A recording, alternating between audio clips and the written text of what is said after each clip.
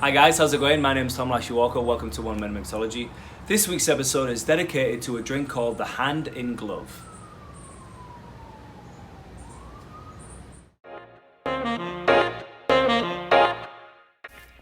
Based on an obscure cognac drink from the late 1930s, the Hand in Glove is inspired by the song of the same name made famous by the Smiths in 1983.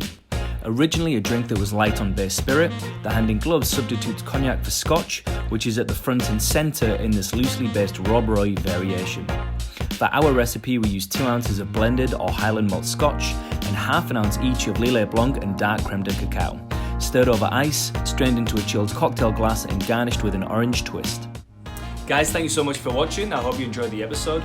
If you want to see a specific drink or an ingredient, then leave it in the comment section below. If you like this kind of content, then follow me on social media and at tomlasherwalker.com as well. And until next time, I will see you then. Salute.